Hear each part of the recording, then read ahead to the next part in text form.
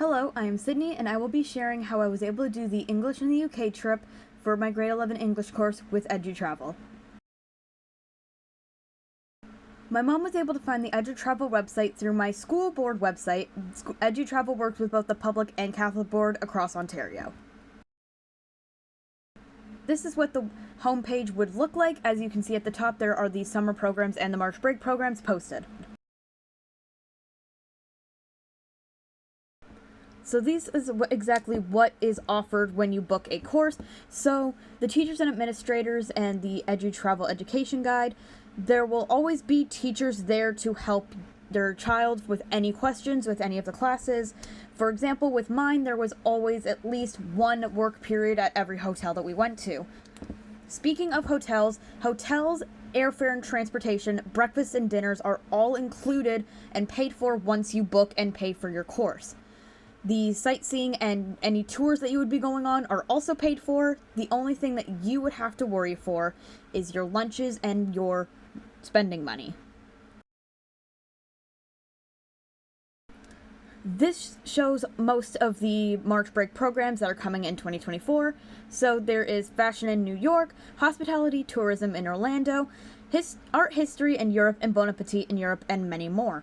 There is also the civics and careers in Ottawa and Montreal and New York. So if you're a grade 8 student going into grade 9 and you just want to get civics and careers out of the way, you can do any class the summer before you get into grade 9, meaning you can knock out a credit doing this rather than doing normal summer school.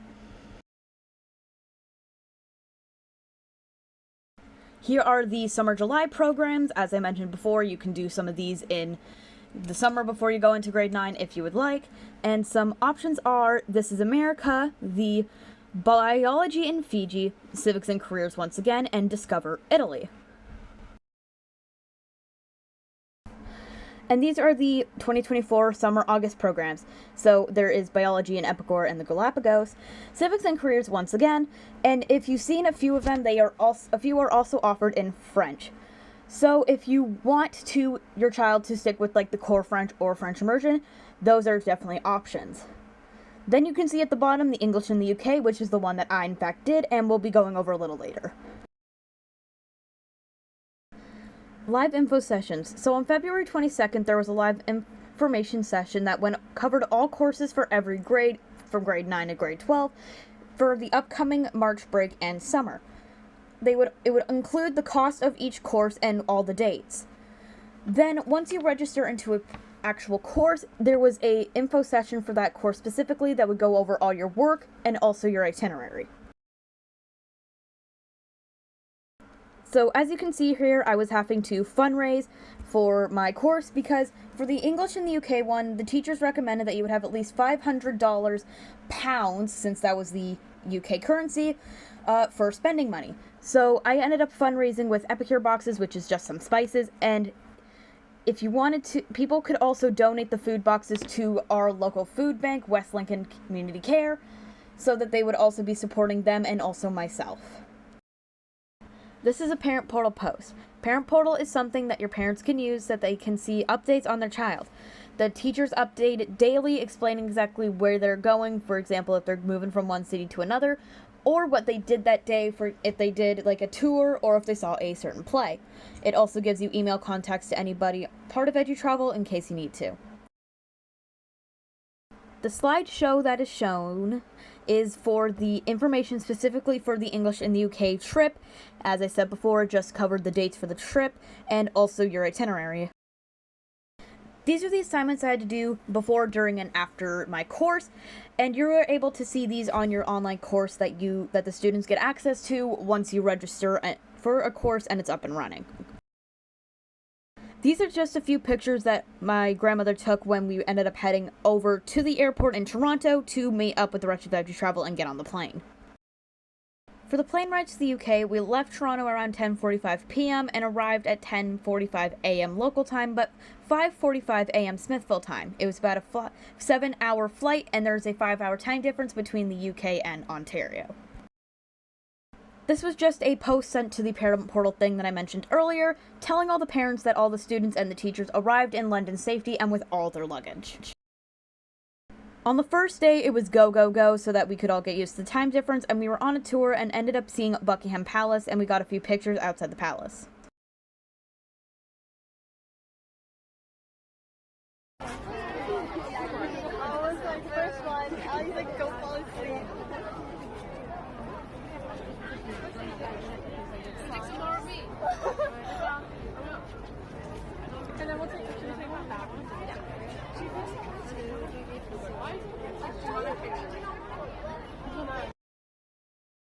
The next day, we ended up seeing the Globe Theatre, which is a theater that looks very similar to the ones that you would see in Shakespeare's time.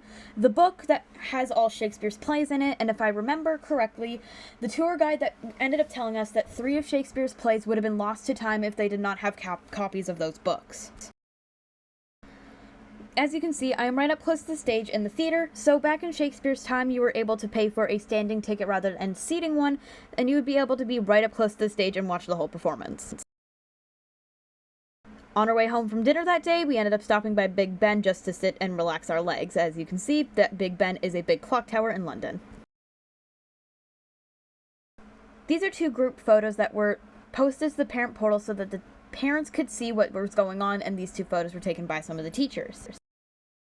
Speaking of parent portal, here is another post just explaining to the parents that we ended up seeing the Globe Theatre and also watching a play of Midnight Summer's Dream there. So as we left London for Bath, we ended up stopping by Stonehenge, which you can see that's a postcard I bought on the left, and on the right is a pin of Jane Austen, who is an author who lived in Bath for most of her life, and for some of the assignments we actually had to read or listen to a few of her books and do a few quizzes on them. So on our way out of Bath, we ended up stopping at Stratford-upon-Avon, and there I was able to meet an author that I really like named Nick Jones. So if your child has somebody that they know that is in one of the places that they are visiting, for example, if they had cousins in Orlando, you would be able to email some of the teachers that are on that trip and discuss with the people that you are meeting up so that they can in fact meet up during like a lunch break or free time in the city. Before I met Nick, we ended up stopping by Shakespeare Center and Shakespeare's home. So the Shakespeare Center had all things in like glass cases that had clothing during his time, and also on the wall there were a few coin-looking things of all of his plays. For example, there's Romeo and Juliet, A Midnight Summer's Dream, and also many more. As you can see, there's a little pin that I ended up getting. So we also ended up stopping by a replica of Shakespeare's home, and as it showed on the slide, the last member of Shakespeare's family died without kids, so there are unfortunately no more alive members of the Shakespeare bloodline, and they've been gone for years. As you can see, this is us in Cambridge, so on the picture on the bottom left is actually us at the area where we ended up seeing Romeo and Juliet. We ended up doing a workshop earlier that day, and we ended up being able to talk to 4 of the actors. Also, we were able to see some of the choreography for a few of the scenes. The next day, still in Edinburgh, we ended up doing a Harry Potter walking tour through a gravestone site. So here's where we were able to see a few gravestones where JK got the inspiration for some of her names. For example, there's William McGonagall on the right, and on the left, the one that we're all standing in front of actually has the name Tom Riddle on it, aka Lord Voldemort in the Harry Potter series. Here's another parent portal post just explaining that we got to Edinburgh safely, and also on the left is a picture where we ended up seeing a second version of A Midnight Summer's Dream. It was more of a modernized take. Here's the wand that I ended up buying at one of the shops after the Harry Potter walking tour. This is actually Severus Snape's wand. So this was our last day of the whole trip in general, still in Edinburgh, and we ended up getting a whole day to ourselves. So throughout the trip, everybody had to be in a group of 3 or more whenever we had free time, just so nobody was walking around a city alone, and at least one person had to have a working cell phone so the teachers would be able to communicate with us. Here is me on getting home from Edinburgh to Toronto. Here's the March break or summer option for Civics and Careers grade 9. As I said before, you can take this going into grade 9. So there's a few things that you would be seeing throughout the trip. So the Parliament Tour, Sugar Shack, Top of the Rock, United Nations, and you would also be seeing a Broadway show. And on the right is normally what you have in a day. So it would be your morning routine with breakfast, a morning excursion for lunchtime, afternoon activity, late afternoon, dinner, and evening. So this is another course that I'm hoping to do in March break. It is the travel and tourism. So there will be a cooking class. You would be seeing the Jay's spring training, touring a cruise ship. I'm personally hoping it's Carnival since that's the one I mainly go on.